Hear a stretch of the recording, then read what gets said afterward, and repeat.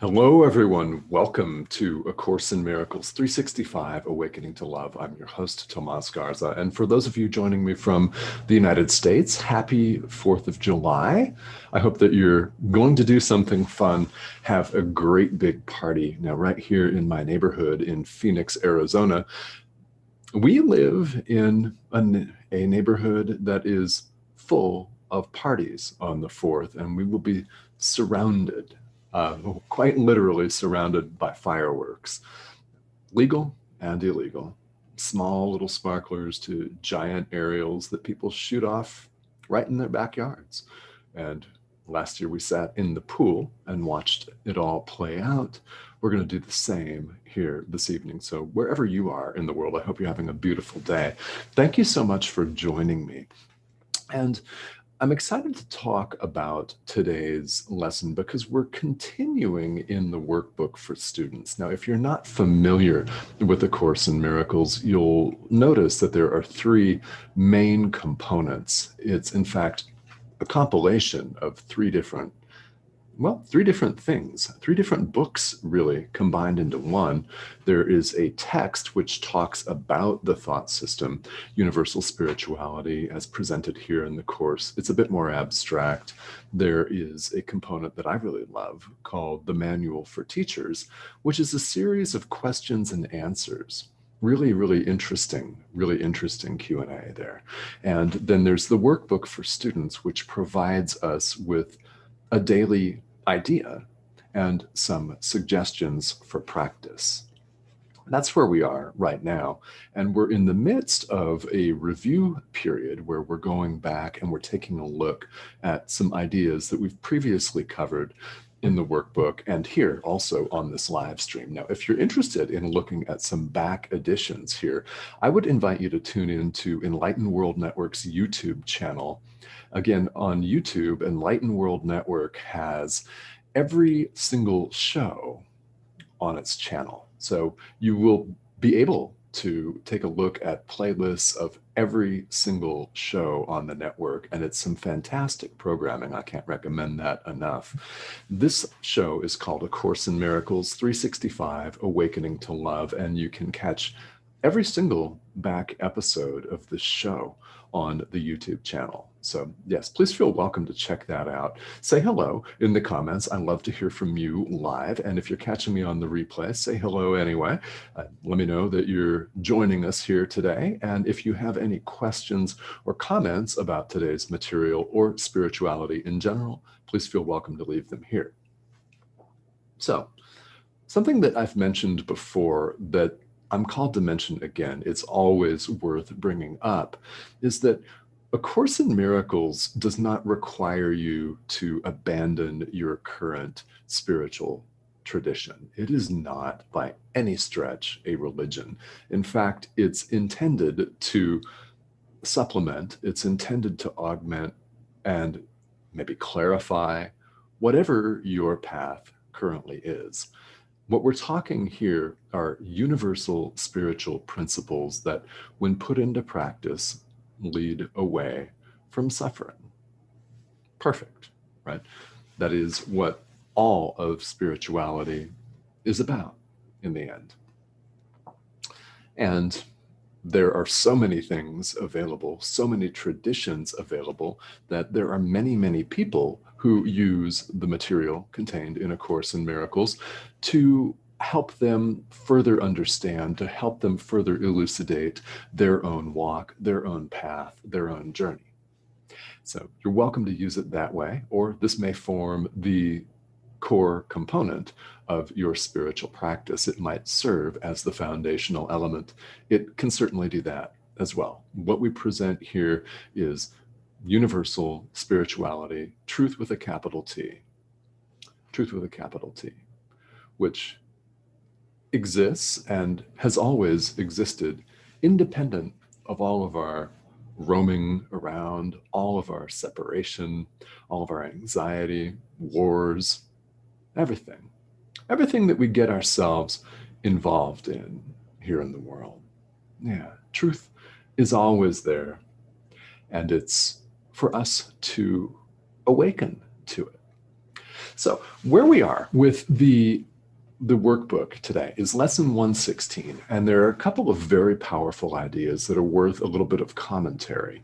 Now, the practice suggestions from the workbook for this review period, which will be in for the next few days. So the better part of this week, we'll be going through some ideas that we've previously covered, and it's so valuable as a learning tool to go back and review, isn't it? Think about school or class, or if you went to college and university and studied for exams, there was always a review period right at the end of the semester, at the end of the term. You had time to go back over previous material. Why? To supplement your learning.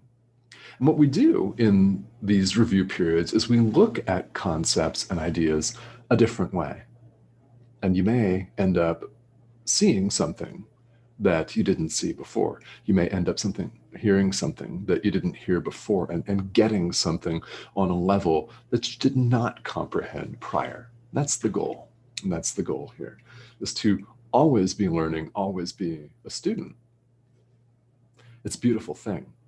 And as a teacher here, I am not reinterpreting anything. I'm simply presenting what the course presents with my own experience, and you will hear whatever it is you're supposed to hear. I know you're watching this for a reason, so stay tuned here. We're going to talk about some really, really important items here today. So, lesson 116, where we find ourselves today, is a review of lessons 101 and 102 in the workbook. Let's start with 101. God's will for me is perfect happiness. All right, very straightforward. God's will for me is perfect happiness. Now, maybe you have done this already, but I invite you right now to contemplate a reality where there is no jealousy. You may have been raised, as I was, to think of God as a jealous being. Jealous? No, indeed, right? Surely not. How could perfect love be jealous and vindictive and cast you out of the garden and strike you down at whim, with a moment's notice, just because you didn't go to a certain building every Sunday at 11 o'clock and say the same prayers by rote memorization, like regurgitation? Yeah, how can that happen? If you've ever wondered that, let's wonder that together right now. God's will for me is perfect happiness. God's will for you is perfect happiness. Not torture, not hell, not death, suffering, decay, anxiety, frustration, and fear. Perfect love can only extend itself. It is not capable of anything but love. Now, you may have been told growing up, again, as I was, that God is love. So I received a contradictory message that God was jealous, vindictive. This man, always a man, right? God's not human. He's neither male nor female, right? So here we are in our cultural context, thinking God's a he with a big, mean, jealous streak ready to strike us down. Yeah. I received that message along with the message that rung true for me and may ring true for you as well, that God is love. So perfect love is not jealous. I mean, think about it. Real, perfect love is not possessive. It's not jealous. God has no ego to be offended. If you're hearing this for the first time, I'm glad you are. I invite you to do nothing more than just contemplate this. I do not expect you to believe it if you don't. I do not expect you to adopt this as your mantra, your personal mantra, if you don't want to. All I want is for you to just listen to the idea and kick it around. in your mind. Roll that around a little bit. God's will for me is perfect happiness. Perfect happiness does not contain anxiety, frustration, fear. It does not involve a separate sense of self, being the ego. It does not involve competition for supposedly scarce resources. It does not involve lack, grief, loss, none of that. Just entertain the idea. Next idea for today is lesson 102. I share God's will for happiness for me. I share God's will for happiness for me. Here's another idea that I invite you to consider that the Course puts forth, is that God's will and your will are one and the same. One and the same. There is no separation between the two. Your will and God's will are the same. God's will for you, perfect happiness, not frustration, not fear. We foist that upon ourselves. We foist that upon ourselves, believing erroneously that we are separate beings, running around having separate thoughts, having separate experiences, and certainly that is the way that it appears. So, one of the things that I truly love about A Course in Miracles, and you may find equally compelling, is that it presents truth just as it is, with a capital T. And it leaves it up to us at our own pace to study and practice these days' ideas. This is a self-study curriculum. It is, in my estimation, the genius of this whole course is that it gives us something to do. You may feel this intuitively, instinctively, that you are responsible for your own salvation, which is true, by the way. Each of us is. You may have been told otherwise growing up, as I most certainly was, and you may have kicked those ideas around in your mind and thought, I don't know. And if you've ever had any doubt about that, I invite you to nurture that doubt and sit in it, please, for your own sake and for the sake of all of the rest of us. Sit in that doubt. It's beautiful. It's beautiful because it will lead you out of suffering. The more you question the foundations of everything that you now believe, the better off we all are. And I invite you to do nothing less than that. I always encourage people to question everything, literally question everything. No, what most people do is they question some things, like they might see someone talking online, like myself, and question everything that I say. No problem. Absolutely not a problem at all. To question anything anyone says. Listen to your own heart, listen to your own intuition. Does it ring true for you? Does it resonate for you? There are many spiritual paths. They all lead to the same place, but there are many different routes that you could take. Which is your route? I don't know. Question everything. Where we stop is we question some things and not others. We like to leave some of our cherished beliefs unturned, untouched by our questioning mind. What happens? That becomes concretized in our minds. We cast everyone that disagrees with us to the side, and everything we don't question becomes personal territory. And we spend our lives defining what that is and then defending it. I had a really wonderful Buddhist teacher at an earlier point in my lifetime, in my spiritual journey, who said, yes, we spend all of our time defining and defending personal territory. And we do. That is the world of the ego. Me, me, me, me. If you're not for me, you're against me.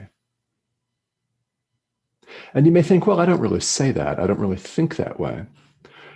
Great.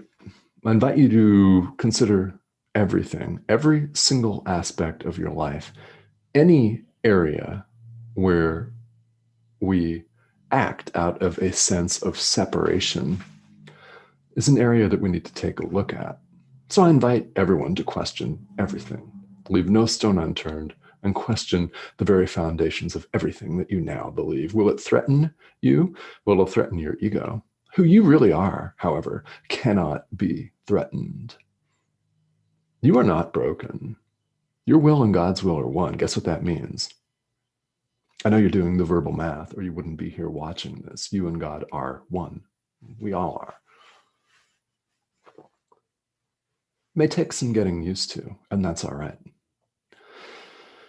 It's just a matter of entertaining these ideas and let them percolate in your mind. They're being presented systematically in this fashion, in this order, for a reason.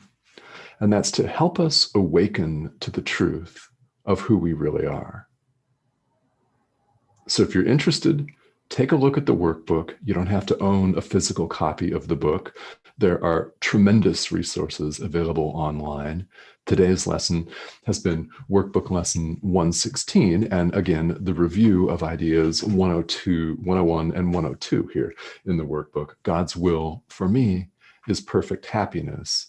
I share in God's will for perfect happiness for me. All right, let's see who's tuning in here on a Sunday. And I'm curious to know who's tuning in. And as I bring this up, again, I just invite you to, if you're interested in seeing some back episodes here of the live stream, to check Enlightened World Network's YouTube channel. Well, and hello, Cindy's watching me from just a few feet away here. I think she's come into the kitchen. And she was poolside a minute ago. So thank you. Thanks for tuning in. And thank you guys, all of you, for watching either on my personal Facebook page or here on Enlightened World Network. The YouTube channel that I'm referring to is Enlightened World Network's YouTube channel. And you can catch all the past episodes of this live stream there. And have a great rest of your day, everyone. I will see you again tomorrow. And it has been A Course in Miracles 365, Awakening to Love. Everybody have